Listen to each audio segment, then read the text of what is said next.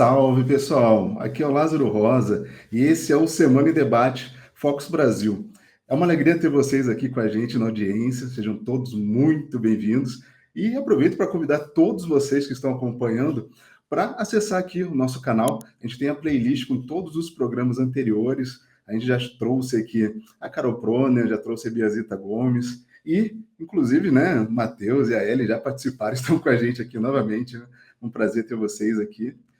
E, como eu falei, na segunda vez que vocês estão aqui, a gente vai trazer agora uma análise bem interessante sobre as pesquisas, né? Como que isso tem refletido na opinião pública durante a semana. Então, para isso, voltando aqui com o Matheus, seja muito bem-vindo. Matheus é o nosso coordenador do Núcleo de Opinião Pública e Pesquisa aqui da Fundação Perseu Abramo. E também temos a Ellen. Boa tarde, pessoal. Boa tarde, Matheus. Boa tarde, Lázaro. Boa tarde, pessoal. E a Ellen ela vai estar conduzindo aqui com a gente a conversa, né, Ellen? A Ellen que é diretora aqui da Fundação Perseu Abramo, ela está à frente do Centro Sérgio Buarque de Holanda. Então, depois a gente vai falar só um pouquinho mais sobre isso, né, Ellen? Acho que vale a pena o pessoal estar acompanhando todo o conteúdo disponível lá, muito interessante, né? Então, assim, né, gente, foi uma semana muito agitada, Congresso pegando fogo, o governo avançando em algumas pautas. Claro, tivemos uma derrota ou outra, que é normal, mas a gente avançando em pautas interessantes. Então, trouxe vocês aqui para a gente analisar esse cenário aqui, para gente, a gente passar informação para o povo aí que não acompanhou tudo isso que tem acontecido aí durante a semana. Mas é isso, pessoal. Eu vou começar agora pelo primeiro tema, que são as pesquisas. Saiu pesquisa agora, ontem e ontem também, né, Matheus? Que é a pesquisa da Genial Quest. E a pesquisa, ela trouxe aí vários detalhes bem interessantes, não só de aprovação do governo, mas também do cenário presidencial aí para 2026. Então, tá tudo muito bem interessante de analisar, né, com todo esse contexto que tem acontecido na política, não só aqui interna, mas também externa. Então, assim, queria primeiramente perguntar para o Matheus aqui. Matheus, com relação a essa pesquisa, quais segmentos que impactaram positivamente na avaliação do governo? A gente teve algum destaque que a gente possa estar levando em consideração? Bom, primeiramente, boa tarde a todo mundo que nos assiste. Boa tarde, Ellen. Boa tarde, Lázaro. Essa pesquisa, ela traz a consolidação do movimento de opinião pública muito interessante que nós abordamos na nosso último programa, que Ellen e eu participamos, mas que a pesquisa evidencia o quanto essa linha se consolidou como tendência, né? Então, em primeiro lugar, a pesquisa foi realizada entre 2 e 5 de outubro, com cerca de 2.000 entrevistas, e trouxe aí no jargão nosso de pesquisa o fechamento da boca do jacaré.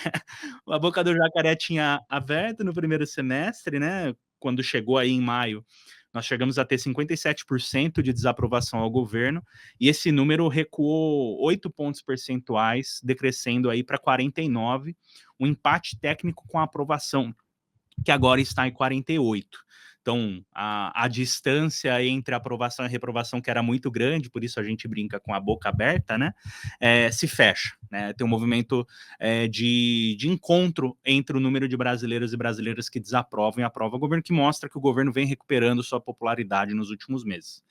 Em relação aos segmentos, eu destacaria principalmente uma recuperação sólida naqueles segmentos que tradicionalmente apoiam o presidente Lula e os governos do Lula e do PT. A saber, o Nordeste, a população com renda familiar mensal até 2 salários mínimos, as mulheres e os católicos. Por que eu destaco esses segmentos? Porque no primeiro semestre, quando a gente teve esse pico de desaprovação ao governo, de reprovação ao governo, foram justamente esses segmentos que tinham recuado, né, do ponto de vista da sua aprovação. Então, por exemplo, né, entre os brasileiros e brasileiras que residem no Nordeste, a aprovação chegou a cair de 67% em dezembro para 52% em março, né, são 15 pontos percentuais de queda.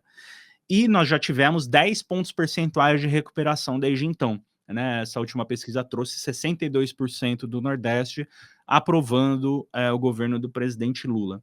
E assim se sucede em outros segmentos, né? Nos católicos havia caído entre dezembro e maio de 54 para 42 e agora sobe para 52 a aprovação nesse segmento. Ou seja, é um processo constante de aprovação.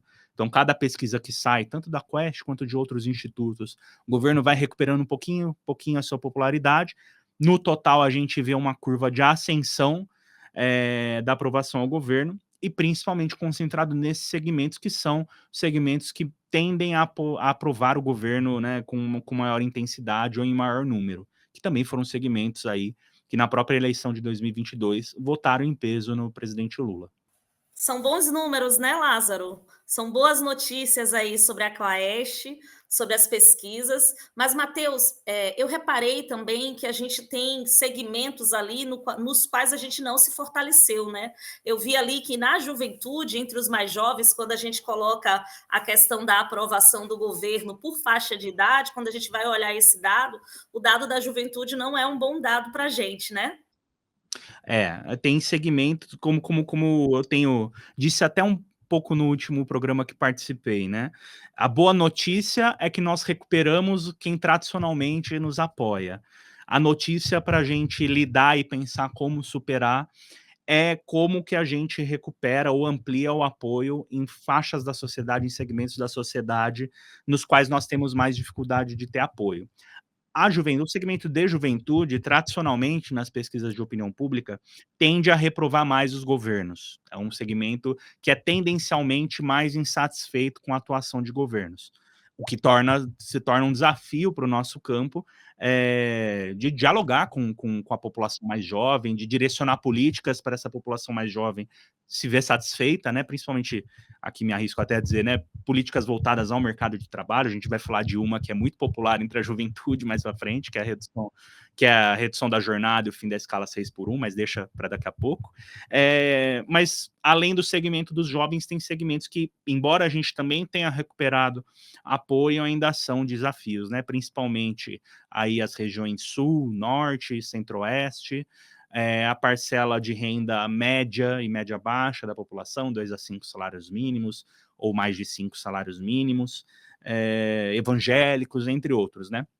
Então, assim, resolvido o problema em casa, vamos dizer, com os nossos, né, aqueles que tendencialmente nós temos maior diálogo, maior apoio, cujas, né, nossas pautas parecem ser mais populares entre esses segmentos, a gente pode, talvez, continuar trabalhando para ampliar ainda mais, né, essa recuperação entre esses segmentos, mas entender o que a gente precisa fazer, para onde o governo precisa caminhar, para ampliar seu apoio também nos segmentos que são mais refratários ao nosso campo.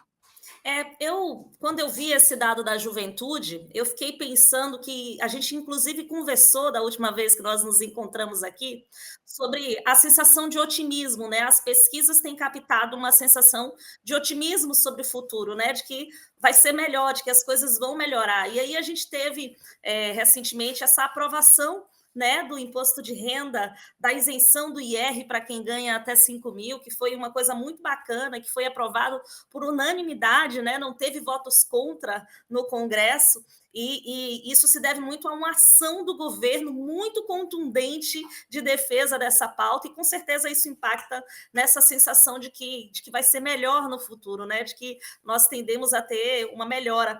Mas, pelo visto, na juventude, isso ainda não se concretiza, né?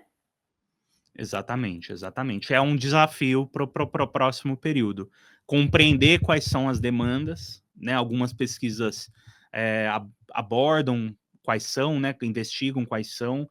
Parece que, pelo que consta, né, nesses estudos, inclusive estudos aqui da própria fundação, as políticas de inserção no mercado de trabalho, as políticas voltadas à educação, a capacitação profissional parecem ser as mais promissoras. E que, com certeza, né, agora passado esse período turbulento do primeiro semestre e o governo encontrando essa nova embocadura, esse ciclo que eu costumo chamar de um ciclo virtuoso, né? A gente entra num ciclo positivo, né? E quando a conjuntura é favorável, a gente consegue não ficar somente na defensiva, né, pautar os nossos projetos, dizer a que esse governo veio, a quais interesses defende, e acho que a pauta da isenção do imposto de renda é bastante explícita nesse sentido, e a tendência é conseguir, enfim, fazer um direcionamento também àqueles segmentos que são mais refratários. Ah, interessante. E como o Matheus falou ali, então, com relação à avaliação do governo, então a boca está fechada no momento, né? Porque tem praticamente um empate ali, né? Aprovação e desaprovação, se continuar assim, a tendência é de estar começando a abrir essa tal boca, né? E essa sequência de vitórias, né? Políticas do governo lá no Congresso, acredito que isso tenha, com certeza, né? Influenciado na avaliação positiva perante ao público. E então a gente pode dizer o quê? Que o governo está recuperando a credibilidade aos poucos. Eu lembro que algumas pesquisas atrás estava em uma decrescente grande aí, e agora voltou a recuperar. E além disso, Matheus e Ellen, a pesquisa também, né, avaliou a participação do presidente Lula, né, lá na ONU, na Assembleia Geral da ONU, e também aquela conversa que o Lula teve com o Trump, inclusive essa ligação recente, que foi tratado como positivo, obviamente. Todo mundo falando muita gente, né, falando, até a própria imprensa, falando que o Lula que tinha que correr atrás, o Lula que tinha que ligar, e sendo que foi o contrário, né, o Trump que acabou procurando o Lula. Então, assim, essa participação na ONU e essa conversa com o Trump, como é que foi? Como é que o povo recebeu isso? Segundo a Quest, que mediu o impacto, né, desses novos acontecimentos, cerca de 44% dos brasileiros e brasileiras ficaram sabendo da participação do Lula na Assembleia Geral na ONU, né? Desses que ficaram sabendo, que é uma parte menor da sociedade, né, é um número expressivo, mas não é um número majoritário. Destes, 52% acharam o discurso do Lula bom. Ou seja, né, a maioria desses. E somente 34% achou ruim. É uma vantagem considerável dentro desse público que estava informado sobre esse assunto. Em relação ao encontro com o Trump, 49% dos brasileiros acham que o Lula saiu mais forte desse encontro. Acho que esse é um dado bastante substancial, sendo que só 27% acharam que ele saiu mais fraco. Porque todo o ataque feito, né, pelo Trump, pelos Estados Unidos, né, que ele representa, ao Brasil por meio do tarifaço, nos colocaram numa situação bastante complexa, que exigiu uma resposta rápida, uma resposta que foi adequada, dado o que as últimas pesquisas mostraram, mas colocam o Brasil é um país muito grande, né, um país muito importante, um país continental, uma das maiores economias do mundo, mas em conflito com a grande nação do Ocidente, né? Então havia um risco grande da gente, enfim, mesmo aos olhos da população, com um possível desgaste, era um receio de que o Brasil pudesse sair menor dessa situação, e não foi o que ocorreu, tanto pela atuação do governo federal, pela postura do presidente Lula, das ações rápidas que vieram, tanto dos auxílios a empresas, enfim, mostrou-se um preparo para lidar com uma situação adversa, e o impacto do ponto de vista de popularidade parece claro aqui, quando, enfim, praticamente metade da população, mas a maior parte, né, dos entrevistados aqui, dos brasileiros e das brasileiras, acham que o presidente sai mais forte dessa situação, o que é bastante substancial, na minha visão. Interessante essas informações, Matheus. E Ellen, o que você achou? Você achou que realmente a atitude do governo, enfim, toda essa tratativa com o governo Trump, as respostas, enfim, foi correto? Seguiu a linha certa? Você está de acordo aí com a pesquisa, com a maioria das pessoas que aprovaram aí a postura do presidente Lula, tanto com o Trump quanto na sua fala na ONU? Olha, eu achei interessante, Lázaro, que na Quaest, ali, um pouco menos de 60% das pessoas disseram que tiveram contato com essa informação, né, Matheus? Tinha aí um espaço de mais gente que, com certeza, estaria na posição da defesa da soberania brasileira, né? O Lula teve uma posição muito firme na defesa do nosso país, na defesa do povo brasileiro, da soberania, né? Contrário a qualquer intervenção estrangeira nas questões nacionais do nosso país, na defesa da economia, ao contrário daqueles que ficaram lá nos Estados Unidos trabalhando contra o Brasil, ao contrário do Eduardo Bolsonaro, que atuou e está atuando ainda contra o Brasil. Brasil, né? E que ficou impactado também, porque ele resolveu comentar sobre o encontro do Lula com o Trump, a forma como foi recepcionado pelo Trump, né? Então, dessas pessoas que responderam que tiveram contato, uma coisa que eu achei muito interessante também, Matheus, é que ficou ali metade a metade entre as pessoas que pensavam que o Lula deveria fazer um esforço de procurar o Trump para dialogar mais, né, de estender esse diálogo, de tentar ali uma nova mediação, uma nova conversa, e metade das pessoas que responderam também acharam que não, acharam que o momento é de prudência, que a postura do Lula estava correta em defesa da soberania e que nós temos que ser prudentes nesta relação, né? Então, eu achei esse dado ali do que as pessoas pensam de como deve ser daqui para frente uma coisa muito interessante.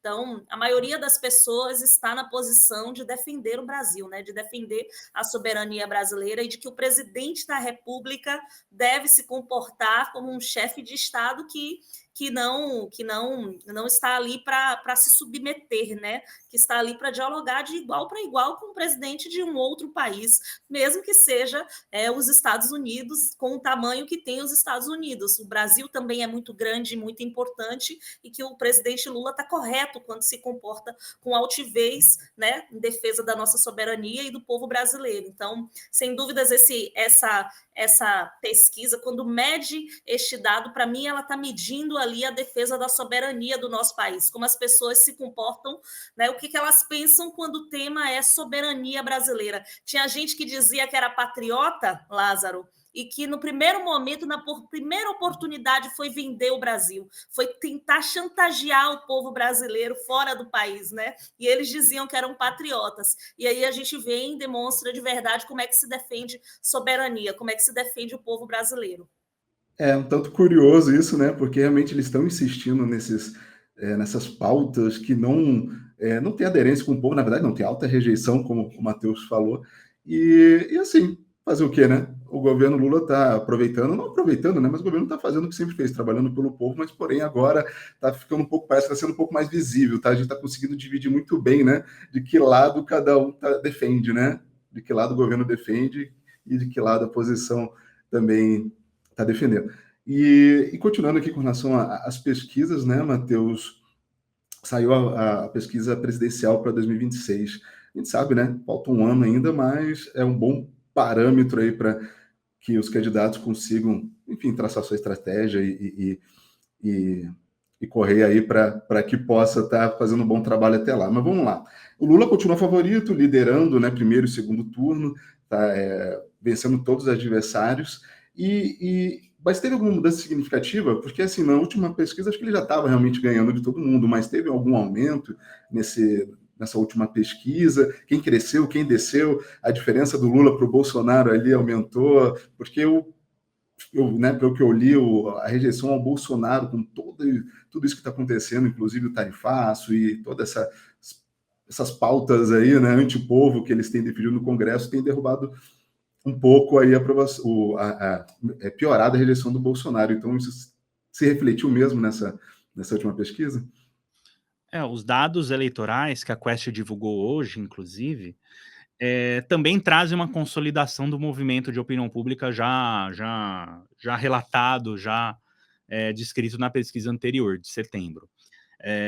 Da mesma forma que o primeiro semestre, ali entre março e maio, havia sido o pior momento de popularidade do governo, né, de aprovação do governo, de uma alta reprovação ao governo também, os dados de simulação de segundo turno das eleições de 2026, que são simulações, né, falta mais de um ano, né, muita coisa vai acontecer, tem uma campanha política, mas os dados entre março e maio haviam sido muito negativos, né, para nós, para o presidente Lula, enfim, porque praticamente todas as distâncias entre o Lula e os principais nomes da oposição da extrema-direita, o Bolsonaro, o Tarcísio, entre outros, chegou a praticamente um empate técnico, né, ali no nosso pior momento de popularidade.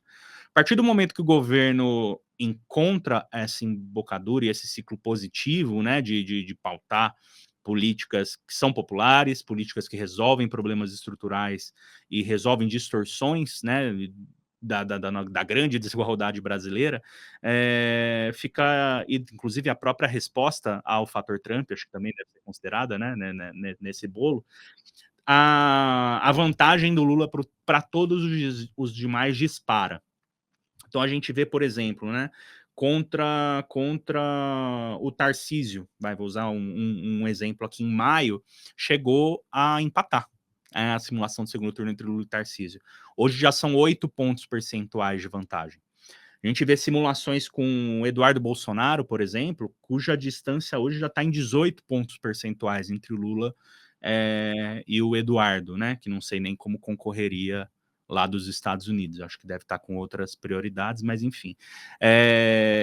Isso já tinha sido relatado na pesquisa anterior, já tinha sido localizado, né, na pesquisa realizada no mês anterior. E, enfim, a gente vê um movimento tanto de ampliação da força do Lula enquanto candidato para o ano que vem, candidato à reeleição nessas simulações, e por outro lado, a gente vê com outros dados da pesquisa a rejeição aos principais nomes da extrema-direita aumentar bastante desde o começo do ano. Título de exemplo, todos os Bolsonaro que a Quest testou, Jair, Michele, Eduardo, estão com mais de 60% de rejeição no eleitorado, sendo que o Eduardo chega a 68%. Praticamente, se você pegar 10 brasileiros aleatórios na rua, a chance de 7 não votarem no Eduardo Bolsonaro de jeito nenhum é muito grande, né? Obviamente, uma pesquisa envolve uma complexidade muito maior que isso, mas a título de exemplo, dá para fazer essa alegoria, né? A Michele, 61%, e o Jair Bolsonaro, que está inelegível, mas as pesquisas testam e mencionam porque é importante, né? Entender, né, a força do nome dele, dado, né, enfim, ser ex-presidente e tudo mais, 63%.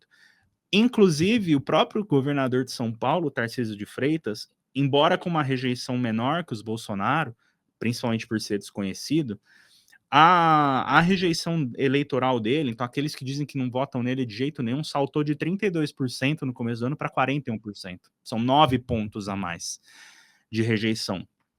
E acho que é um duplo movimento, né? O Lula se fortalecendo enquanto presidente, enquanto candidato, por consequência, o governo encontrando um ciclo positivo e a oposição apostando numa pauta anti-Brasil, né? Primeiro, o anti-Brasil enquanto Estado-nação, né, tentando interferir na nossa soberania, a custas de potência de empregos, a custa de balança comercial, de exportações e tudo mais, por um lado, e contra o povo, por outro, né? Então, um fator externo, outro fator interno. Quando apostam em pautas como a PEC da blindagem, que não passou e que é amplamente rejeitada na opinião pública, como a própria tentativa, né, de corrigir uma injustiça tributária, que inclusive houve uma derrota no parlamento, né? O parlamento em desconexão com a sociedade, cuja maioria gostaria de que a compensação, a isenção do imposto de renda para quem ganha menos de 5 mil reais tivesse arrecadação compensada pela tributação dos mais ricos, né? Como uma medida compensatória e uma medida de justiça. O parlamento rejeitou, né, essa questão, mas a população é amplamente a favor e a extrema-direita, a oposição, apostaram, né, tanto apostaram como teve resultado no Congresso ontem. Então, medidas que causam desgaste de imagem, que causam uma lembrança do que é o bolsonarismo, quais são as prioridades do bolsonarismo, que é a prioridade do bolsonarismo é o Bolsonaro, não é o Brasil. E os dados de opinião pública mostram que todos esses fatores listados impactam tanto na avaliação do governo como nos cenários para a eleição do ano que vem, de como os brasileiros estão enxergando essas figuras do lado de lá. Entendi, Matheus. Excelente a explicação. E teve um outro dado muito interessante nessa pesquisa, que foi com relação à aprovação do projeto do imposto de renda. A maioria das pessoas, mas maioria esmagadora, né, é favorável, né, a esse projeto, que isenta todos os trabalhadores que ganham até 5 mil reais por mês, e também diminui a tributação de quem ganha entre 5 e 7 mil, 7.350, se eu não me engano. Então, assim, como essa aprovação é esmagadora, isso significa que não é só a esquerda que está que está feliz, né? A esquerda, a direita, enfim, todo mundo é favorável a esse tema. O governo acertou em cheio. Na verdade, acertou em cheio não porque isso aí já era uma promessa lá, e por mais que o Congresso tenha tentado atrapalhar, o governo conseguiu, né, esse quase milagre aí, né? Não só isso, vários projetos que eles conseguiram aprovar realmente parece ter sido um milagre, né? Então, assim, além da percepção de mudança real na vida das pessoas, porque isso realmente vai impactar no bolso de todo mundo. Isso aí, obviamente, vai impactar na popularidade do governo Lula, né? Com certeza. Primeiro que é uma pauta que é despolarizada, como você disse, né? Ela conta com o apoio de brasileiros e brasileiras das mais diversas ideologias, opiniões. São 79% a favor da isenção do IR para quem ganha até 5 mil, segundo essa pesquisa da Quest. E um dado que eu considero muito positivo é que, junto da aprovação, vem um autoconhecimento sobre a medida. Então, em março, a gente tinha 44% dos brasileiros que tinham ouvido falar desse projeto. Hoje já são 67%. Já são 2/3 dos brasileiros e brasileiras que têm conhecimento sobre essa pauta, né? E a gente tem um resultado bastante significativo, que 41% dos entrevistados e das entrevistadas esperam uma melhora importante das suas finanças após essa isenção. Né? É um efeito muito evidente de que o projeto, além de corrigir uma desigualdade, corrigir uma injustiça do sistema tributário brasileiro e de também botar em vigor uma promessa de campanha, como você mesmo disse, o povo entende imediatamente o impacto dela, né? Uma política pública, uma reforma muito clara, muito, muito palpável para o povo brasileiro. Isso é muito potencializado, ao meu ver, pelo fato de que uma das principais preocupações dos brasileiros e das brasileiras nos últimos tempos tem sido o custo de vida. Então, ainda que, por exemplo, né, a avaliação sobre o aumento de preço de alimentos tenha melhorado em relação a meses atrás, né, naquele momento mais crítico, por exemplo, da popularidade, quando chegou a 88%, agora são 63%, uma queda substancial, a gente ainda tem muita gente que está sentindo no bolso efeitos, né, de inflação, muita coisa não foi reposta do ponto de vista de renda, dada todas as últimas crises que a gente teve, né, especialmente a crise da pandemia. Isso se reflete numa avaliação que os próprios entrevistados fazem da economia do país, né? A gente tem, por exemplo, em julho, 43% diziam que a economia ia piorar, né, daqui para frente. Agora são 43% que dizem que vai melhorar, ou seja, houve uma inflexão nesse número. Então a gente começa a ver uma série de efeitos, e eu consigo linkar, né, a questão do imposto de renda a essa percepção de que os brasileiros entendem que vão ter mais um dinheirinho no bolso, né? Tem estudos que, salvo engano, estão estimando cerca de 200 a 300 reais, né, a depender da faixa de... Pô, 300 reais, gente, é uma compra de mercado. Para quem está muito preocupado, né, e angustiado com o custo de vida, faz uma diferença tremenda.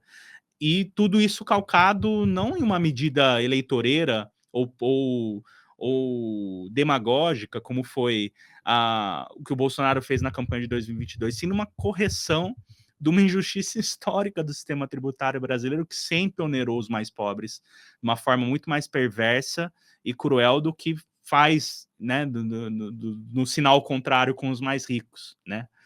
Mas ainda há muito mais a avançar nesse sentido. A gente está vendo a batalha no Congresso essa semana para tentar fazer a compensação tributária dessa isenção, e o Congresso, como eu disse, né, reprovou, mas a população aprova.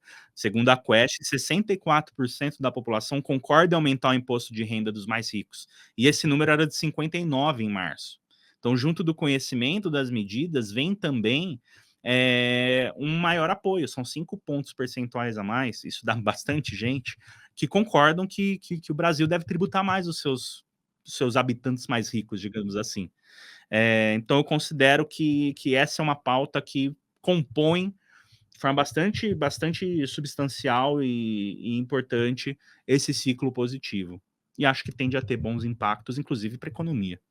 Os cálculos, Matheus, de quanto sobra para o trabalhador no fechamento do ano é de que isso equivaleria a um 14º salário ou mais com a isenção do IR. Então, é um salário a mais por ano que o trabalhador passa a ter no bolso quando tem essa isenção, né? Então, de fato, é uma medida que tem muita legitimidade social.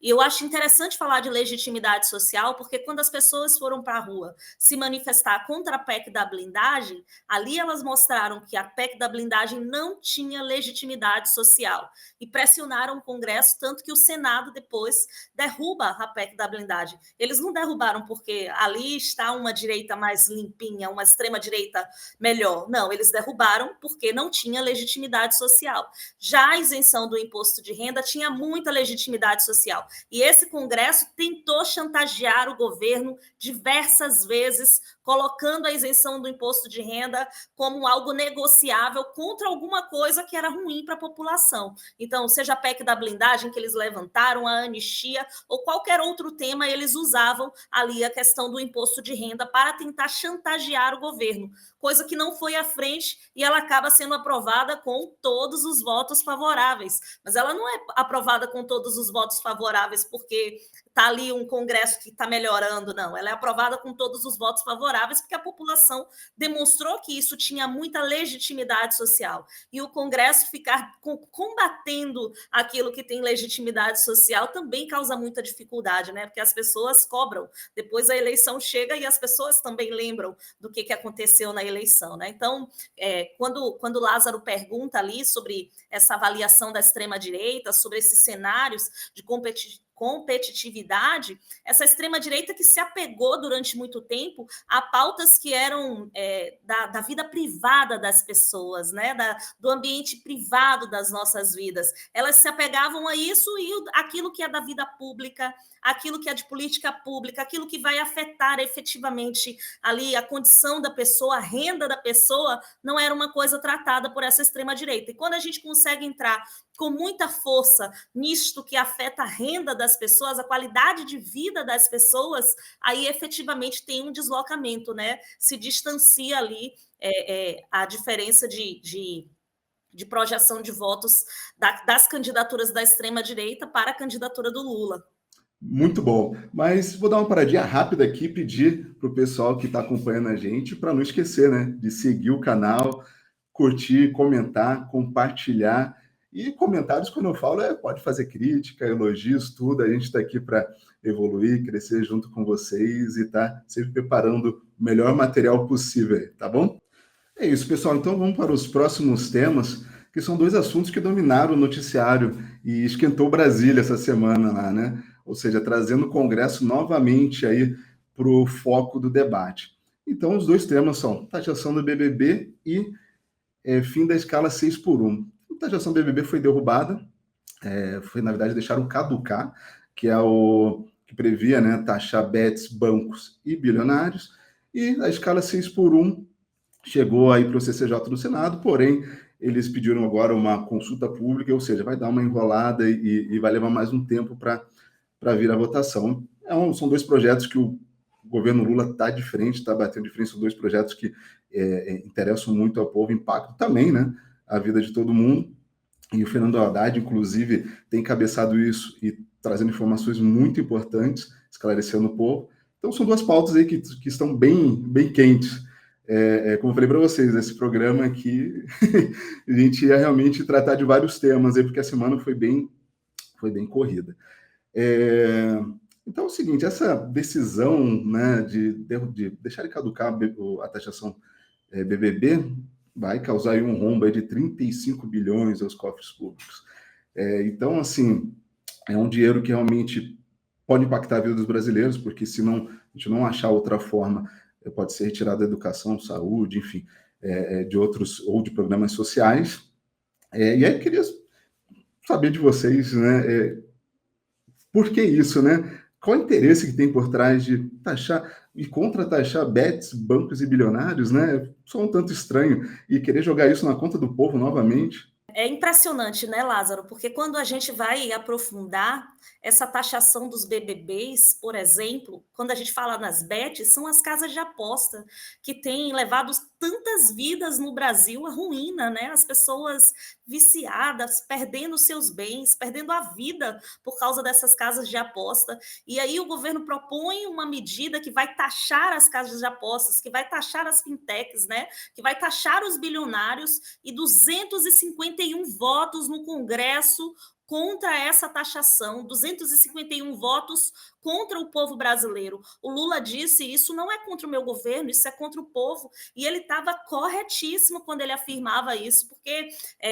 o Congresso tenta ali impedir que a gente tenha aumento de receita no governo, aumento de receita no Estado brasileiro para custear aquilo que precisa ser custeado, né? O SUS, a saúde pública, a educação, né? Para custear o que pode ficar descoberto a partir da isenção do IR, né? A partir das medidas que beneficiam a população. Então, impedir a taxação, impedir que tenha fôlego fiscal para o governo, foi o que esse Congresso decidiu fazer, né? E muito disso a partir de uma retaliação da PEC da blindagem, né? Então, eles retaliaram o governo. Só que isso não é retaliação contra o governo, isso é retaliação contra o povo, né? 251 votos nessa medida extremamente impopular de votar contra a taxação dos BBBs. O Haddad falou que são 35 bilhões que deixam de ser arrecadados em 2027, mas já em 2026 seriam 20 bilhões e em 2028 seriam 50 bilhões,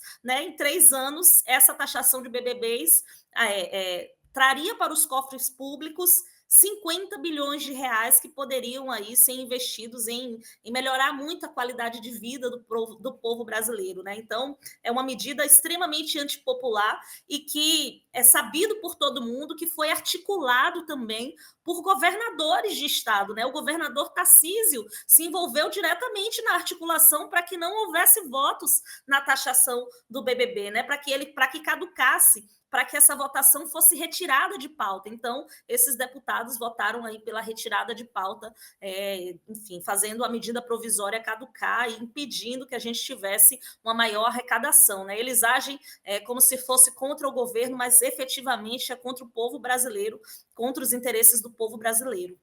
E Matheus, e com relação, né, à aprovação popular a esses dois temas, como que você analisa isso?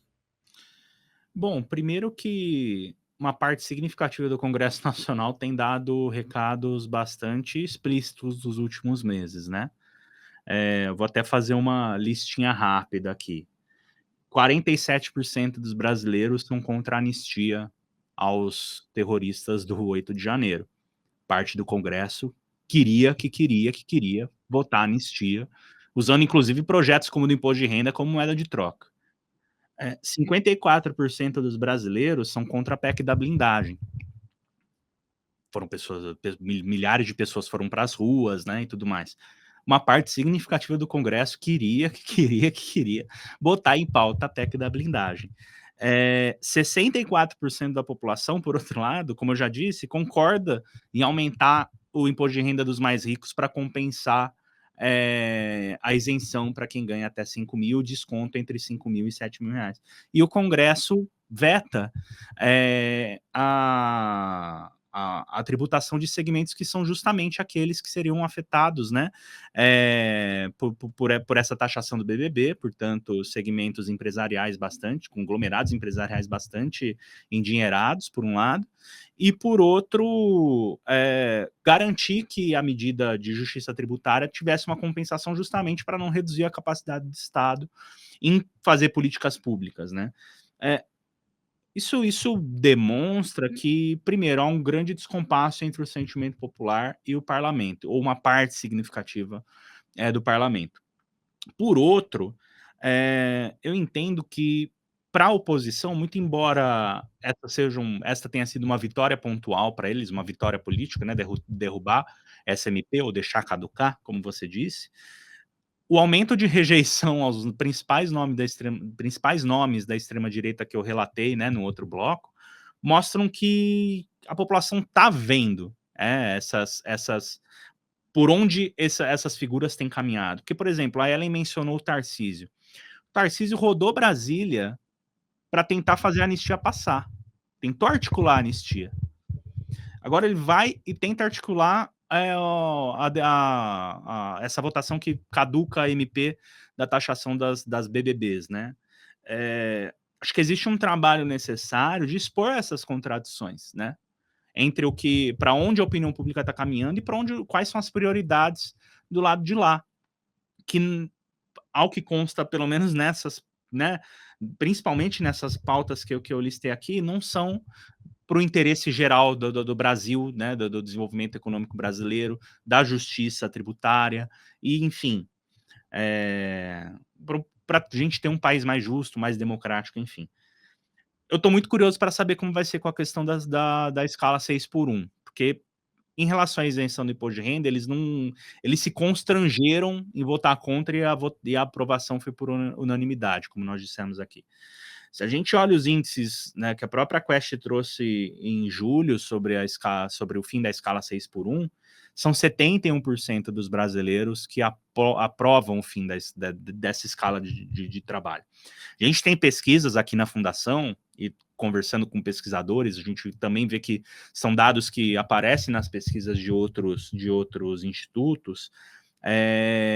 A gente vê, quando a gente vai conversar de forma mais profunda com os brasileiros, né, em pesquisas qualitativas, por exemplo, com a gente ouve por mais tempo, né, não é simplesmente sim ou não, concordo ou discordo, a gente vê o quanto as pessoas estão cansadas de trabalhar. O mercado de trabalho se precarizou muito no Brasil após a reforma trabalhista. As pessoas estão cansadas, estão trabalhando muito, estão sob um regime de trabalho. Gente, um dia por semana não dá nem para descansar. Imagina organizar a própria vida, né? Isso sem contar quem faz dupla jornada, como as mulheres, e trabalham em 6x1.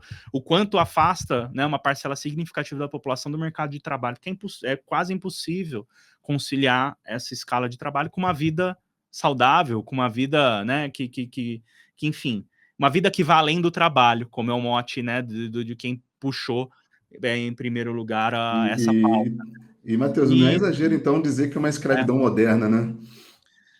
é uma coisa muito perversa, e que tem sido sentido. A gente vê isso nas pesquisas qualitativas, o quanto as pessoas de fato estão estafadas, as pessoas estão fadigadas, né? Enfim, e estão tentando, inclusive, encontrar outras alternativas de renda que não passem por essas longas jornadas, sem flexibilidade de horário, enfim. E conseguir tornar o mercado de trabalho menos injusto, assim como a gente conseguiu fazer com o sistema tributário, não à toa 71% ou mais, acho que pode ter crescido esse número, enfim, vamos aguardar sair mais dados. Não à toa são populares porque fazem sentido, as pessoas estão sentindo na pele os impactos tanto da injustiça tributária quanto desse mercado de trabalho bastante áspero, bastante massacrante, né? 6x1 é isso, é não ter uma vida além do trabalho. E espero que, pelo menos para isso, o parlamento não se constranja a ser contra algo assim. Acho que por isso que eles estão protelando, estão enrolando, estão adiando, porque sabem que, enfim, até para o mercado de trabalho preencher as vagas que estão em aberto, a gente vê aí declaração toda hora de empresário, né? Poxa, no setor de varejo tem milhares de vagas que não são preenchidas. Por quê? Tenta fazer 5x2 ao invés de 6x1. Tenta pagar um pouquinho a mais, vê se essas vagas não são preenchidas. Enfim, vamos ver o que acontece nos próximos capítulos. E Ellen, é uma loucura, né? Essa atuação suicida da oposição lá no Congresso, enfim, decidindo quais pautas devem avançar, quais devem caducar, ou seja, estão realmente usando disso para sequestrar o governo, vamos dizer, chantagear o governo, é um toma lá da cá interminável. Mas você acredita que o povo, as ruas, elas têm essa percepção, né? Você acha que isso traz um impacto real para a vida dos brasileiros? Sim, eu acredito que tem essa percepção, que traz impacto real, mas eu acredito que isso precisa ser dito em maior volume, né? Então, a decisão do Congresso da retirada de pauta da taxação dos BBBs causa desequilíbrio fiscal em 2026. Depois eles vão acusar o governo e qualquer política pública que beneficie a população de causar o desequilíbrio fiscal, quando, na verdade, eles utilizam manobras para prejudicar o governo, para impedir ali que a gente possa melhorar a qualidade de vida das pessoas a partir da atuação do Estado brasileiro, né? Então, eles estão ali atrapalhando a atuação do Estado brasileiro. E o Matheus ia falando aí da jornada 6x1, a gente tem tanto incremento tecnológico, né? A gente teve tanta alteração na tecnologia e tudo isso significou apenas mais lucro. A gente não teve melhora de vida para o trabalhador, né? Tudo que mudou na sociedade durante todos esses anos não significou melhora de vida para o trabalhador, significou apenas mais lucro para os empresários. E você dizer que não, tem que ter melhora de vida, não pode ser aumento do lucro sem fim para os empresários. Tem que ter algo também para o trabalhador nisso aí, e o Congresso não topar é de fato um absurdo, né? Com certeza. Mas é isso, né? Como você falou, o povo parece que está de olho, parece não, o povo está de olho, o pessoal tem dado as respostas, e eu acho que realmente o pessoal está tendo essa percepção e eles. É aquela coisa, a gente fala, eles vão se tocar, vão começar a agir diferente, mas até agora nada, né? Vamos ver até quando eles vão continuar nessa loucura, né? Poxa, gente, assim, a conversa está muito boa mesmo. Por mim, a gente seguiria aqui por mais uma hora. Mas, né, a gente vai agora para o último bloco aqui, que é o encerramento. E vou pedir para os colegas aqui de bancada, vamos dizer assim, um preview futuro, né? O que vocês estão esperando aí para a próxima semana? Matheus, tem alguma pesquisa prevista, né, aí para os próximos dias ou não? Então, eu queria saber de vocês aí, o que estão esperando, que, olha, essa semana foi cansativa e eu acredito que a próxima semana também vai ser muito diferente. Eu espero que nas próximas semanas a gente tenha novas pesquisas de opinião pública. Desde o meio do ano, os institutos aumentaram o fluxo de pesquisas, né? Às vezes faziam de 2 em 2 meses, 3 em 3 meses, quando no meio do ano, a um ano da campanha eleitoral, da pré-campanha eleitoral, a gente viu um aumento, né, da produção de pesquisas. Então, acho que a gente pode esperar novas pesquisas de outros institutos além da Quest. Acho que a gente também pode esperar mais dados da própria Quest, né? Nos últimos meses, a Quest tem adotado essa forma de divulgação dos dados, de separar em blocos. Então, ontem, na quarta-feira, a gente teve a pesquisa sobre avaliação de governo, economia, ONU, Trump, enfim. Na quinta-feira, nós tivemos a pesquisa sobre eleições e provavelmente, se eles pesquisaram outros temas, que com certeza o fizeram, a gente deve ter nos próximos dias, além de outros institutos que com certeza divulgarão agora em outubro novas rodadas para atualizar esses números que a gente discutiu hoje. Eu, Lázaro, estou na expectativa deste diálogo do Lula e do Trump, como é que isso vai evoluir, se efetivamente a gente vai ter uma enfim, realocação ali dessa coisa da taxação, né, do tarifaço, que ele não impôs só ao Brasil, né, o Donald Trump entrou com esta política de impor um tarifaço para o mundo inteiro, para diversos países, não foi só contra o Brasil, mas contra nós foi mais acirrado. Então, a gente tem grande expectativa do que vem a partir daí, né, a partir desse diálogo com o Lula, e uma grande expectativa também nessa queda de braço, que está colocada entre o Congresso e o governo, né? É uma queda de braços sobre aquilo que interessa ao povo brasileiro, o governo defendendo o que interessa ao povo brasileiro e o Congresso ali nas medidas mais impopulares, na defesa dos seus interesses privados, né? Dos seus pequenos interesses ou de seus grupos econômicos, políticos e contra o povo brasileiro. Então, eu tenho grande expectativa nesta queda de braço aí, que sem dúvida precisa de rua, precisa de mobilização popular, precisa de apoio popular para o governo, né? Quem não gostaria de ver as bets taxadas, esses caras defenderem as casas de aposta, protegerem as casas de aposta de serem taxados, de fato o que para mim ficou mais absurdo ali. Os bilionários também, as fintechs também, mas sem dúvidas as casas de apostas que tanto têm feito mal para a população brasileira foi o mais chocante, né? Então, essa queda de braço aí, a gente precisa ajudar o governo a ganhar, sem dúvidas. O governo anunciou que vai, enfim, vai elaborar outro projeto para que possa, né, entrar no lugar da taxação BBB. Então, que venha mesmo, eu acho que Bet tem que ser taxada mesmo, bilionário tem que ser taxado, banco também. Então, que dessa próxima vez passe, né? Mas é isso, né? Então, semana aqui já está acabando, pode ser até que aconteça alguma coisa ou outra, a gente está esperando que a próxima semana seja quente, mas essa semana não acabou ainda não, né? ainda tem coisa que pode acontecer aqui, né?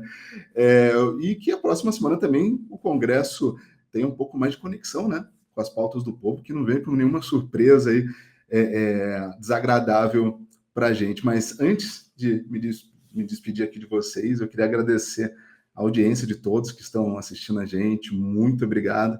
Eu peço que vocês visitem o site da Fox Brasil, tem um link aqui na descrição, tá? fpabramo.org.br/Fox Brasil. Então, lá vocês têm bastante matérias, notícias, estudos, pesquisas e até mesmo cursos gratuitos para que vocês possam estar se aperfeiçoando e aprimorando aí junto com a gente, tá bom? Ellen, muito obrigado de novo. Bom te ver por aqui. Tá na Bahia, né, Ellen? Tô na Bahia. E Ai, que tô achando inveja. gostoso você de casaco aí e o Matheus de manga curta, né, Matheus? Tá quentinho em São Paulo, então. Pior que não, tá friozinho aqui. Felizmente tá no ambiente climatizado, mas lá fora tá um gelo. Ellen, eu tô em Curitiba aqui, eu tô no 12 graus aqui, por isso que eu tô de jaqueta. Eu tô com inveja de você, inveja boa, claro. Mas obrigado, gente. Obrigado, Matheus. Obrigado pela presença novamente aí, por todas as informações e análises que você sempre traz pra gente. E é isso, pessoal. A gente fica por aqui, semana que vem a gente tá junto e, gente, por favor, vou repetir, curta, compartilhe, comente e espalhe aí esse programa para todo mundo. Um abração e até a próxima semana.